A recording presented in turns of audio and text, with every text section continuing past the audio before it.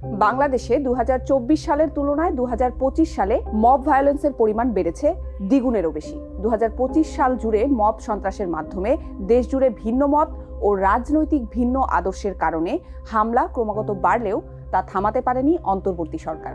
প্রশ্ন উঠেছে, কেন সরকার মব ভায়োলেন্স থামাতে পারছে না, নাকি অন্তর্বর্তী সরকারই মব ভায়োলেন্স নিয়ন্ত্রণ করতে চায় না? এ বিষয়ে কথা বলবো আজকের স্টার এক্সপ্রেসে। মানবাধিকার সংগঠন আইন ও সালিশ কেন্দ্রের প্রতিবেদন বলছে 2025 সালে গণপিটুনিতে ঢাকা সহ 8 বিভাগে নিহত হয়েছেন 198 জন। 2024 সালে এই সংখ্যা ছিল 128 জন।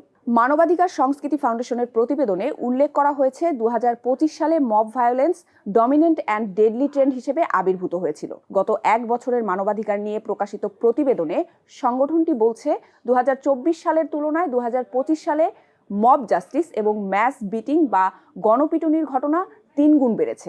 আইন ও সালিশ কেন্দ্রের প্রতিবেদনে বলা হয়েছে, রাষ্ট্রীয় ক্ষমতার পরিবর্তন মানবাধিকারের বাস্তব পরিস্থিতিতে কাঙ্ক্ষিত পরিবর্তন আনতে পারেনি, বরং পুরনো নিপীড়ন পদ্ধতির ধারাবাহিকতা নতুন রূপে চলছে। এটি সার্বিক মানবাধিকার পরিস্থিতির জন্য উদ্বেগের। সংস্থাটির প্রতিবেদনে আরও বলা হয়, কোনো ধরনের প্রমাণ, তদন্ত বা আইনি প্রক্রিয়া অনুসরণ না করে সন্দেহ, গুজব সৃষ্টি করে মানুষকে মারধর ও হত্যা করা হয়েছে। তৌহিদি জনতার নামে বেআইনিভাবে মব তৈরি করে শিল্প সংস্কৃতি কেন্দ্র ভাঙচুর এবং বাউল সম্প্রদায়ের ওপর হামলা করা হয়েছে। এমনকি কবর থেকে লাশ তুলে পুড়িয়ে দেওয়ার মতো ঘটনাও ঘটেছে। এসব ঘটনায় অনেক ক্ষেত্রে আইন প্রয়োগকারী সংস্থার নিষ্ক্রিয়তা এবং অপরাধীদের বিচারের আওতায় আনার ক্ষেত্রে উদাসীনতার প্রবণতা লক্ষ্য করা গেছে।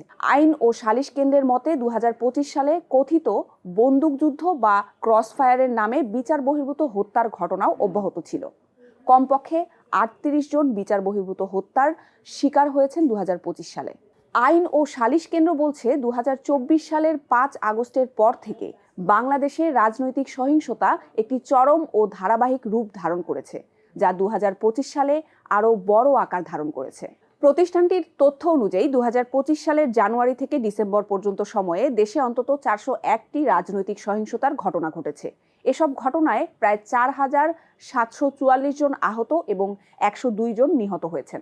আইন ও সালিশ কেন্দ্রের তথ্য বিশ্লেষণে দেখা যায়, এই সময়ে আওয়ামী লীগ ও বিএনপির মধ্যে অন্তত 35টি সংঘর্ষের ঘটনায় 454 জন আহত এবং 9 জন নিহত হয়েছেন। বিএনপি ও জামায়াতের মধ্যে 33টি সংঘর্ষের ঘটনায় 520 জন আহত এবং 3 জন নিহত হয়েছেন। এছাড়া বিএনপি ও জাতীয় নাগরিক পার্টির মধ্যে 4টি সহিংস সংঘর্ষের ঘটনায় শতাধিক আহত হয়েছেন। সবচেয়ে উদ্বেগজনক দিক হলো দলীয় অভ্যন্তরীণ সহিংসতার মাত্রা, বিশেষত বিএনপির অভ্যন্তরীণ কোন্দলের ফলে 192টি সংঘর্ষে অন্তত 40 জন নিহত হয়েছেন এবং আহত হয়েছেন কমপক্ষে 2380 জন। মানবাধিকার সংস্কৃতি ফাউন্ডেশনের প্রধান নির্বাহী আইনজীবী সাইদুর রহমান বিবিসি বাংলাকে বলেছেন, মব ভায়োলেন্স থামাতে সরকারের কোনো উদ্যোগই নেই। মব ভায়োলেন্স থামাতে সরকারের উদ্যোগ না নেওয়ার পেছনে একাধিক কারণ রয়েছে বলে তিনি মনে করেন।